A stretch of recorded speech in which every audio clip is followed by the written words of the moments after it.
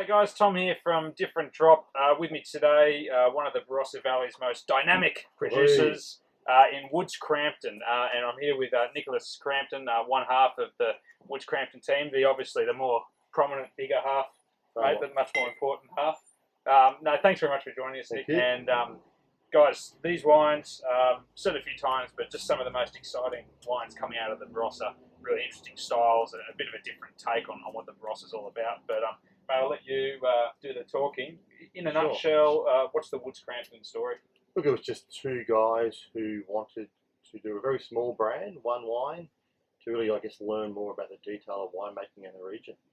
I think too many people try to do big show-stopping statements like 100% whole bunch and 17 years on skins and all this sort of thing. And we started out trying to just learn more about the detail behind winemaking with a single wine out of 2010, which I guess caught us by surprise with its success. So from one wine in 2010, we skipped 11, 11 being a very challenging year, best suited to very good winemakers, who we certainly aren't.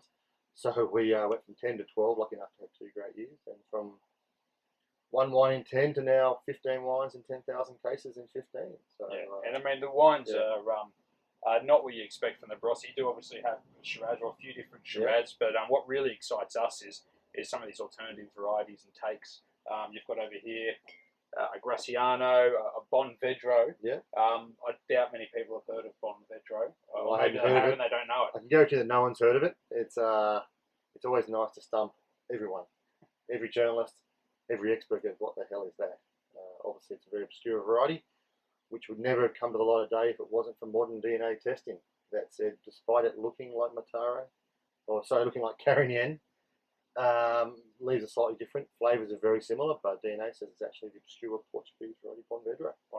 So I think what we're seeing in DNA in general is that for years people have been using these varietals in Shiraz to add character, depth, and complexity at great value. And all we're really doing with these varietals is pulling them out from their day job, stoically beefing up Shiraz to shine in the sun as their own individual varietals. And what I enjoy with these are classic old vine vineyards. I mean, the Bonvedro are 60-year-old vines, dry grown, like a Mataro, 70 to 80-year-old dry grown on their own root. So you're not starting from scratch. No, you're not. So you're not having to battle away against a 20 or 30-year vineyard in Europe doing the same thing. So we really just like, because we're very impatient people, so we enjoy saying, right, there's a great old vineyard, let's make that within 18 months with the wines being released.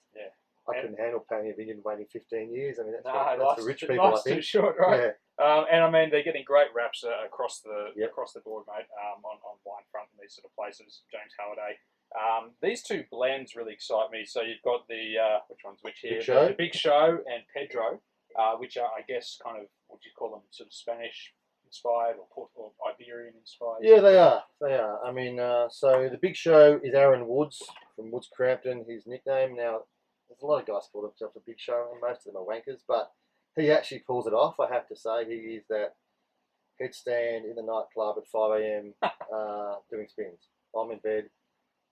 So with that wine, we just thought, everyone sees blends as being GSMs. You'll see wine lists have got straight varietals and then Rhone blends. And there's plenty of blends out there, Shiraz Cabernet being most famous, but in Australia.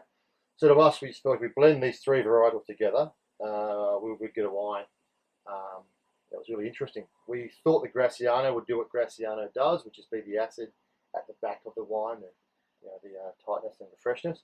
We're surprised the Bonvedro really did feel the Grenache up front. So big up front weight, then the structure of Mataro and then the acid of Graciano. Lovely little blend. It's fantastic. 360 cases and then 170 cases of Pedro, which is, I guess, that sort of Hoven, unoaked, fresh style of red. Similar sort of blend, I think. Yeah, this is, I guess, everyone, there's a great divide in the winemaking community about making natural wine. And a lot of the more established winemakers really hate the term because, a lot of their wines already are natural.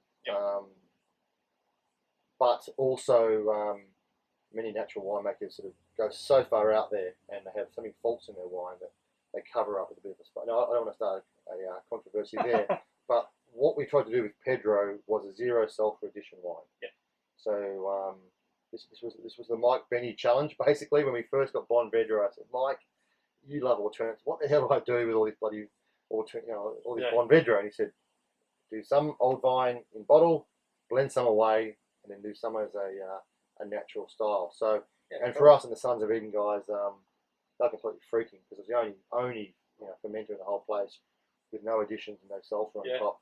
No idea what it would do, and then got a bare liquid bottling. So it's about 18 parts per million, which is very, very low sulfur. So back label says drink in summer while you're still wearing shorts. I think with Screwcap, what we're seeing with these low preservative wines is if they are bottled well and nothing goes wrong, they'll last surprisingly well. Yeah. But if something does go wrong, then they basically blow up. Yeah. But that wine to us will have no troubles and last right through next summer. We tried it the other day. It's just fantastic. Great, summer red. Yeah. And speaking of which, the rosé, without going into too much detail, Mataro-based rosé, great colour. Looks like a rosé, but structural, balance. It's a dry rosé that has character and flavour. Yeah, and absolutely. as I said, pale and dry is awesome. Please drink heaps of those as well. But the wine we can make in the region from Mataro is this sort of flavoursome, structured style, which we really like. Oh, they're great. And mate, across the board. I mean, the other thing with these wines, guys, is the value. I mean, they're made to be enjoyed, to be drunk. They're all priced sort of in that $20 to $30 range, and characterful. Tiny quantities, 300 cases, 170, 360, and so on and so on. So they're really worth seeking out. Big future, mate. Really exciting. Really appreciate the time and keep up the good work. Thank you very much. Thanks, Nicholas. Cheers, mate. Thank you.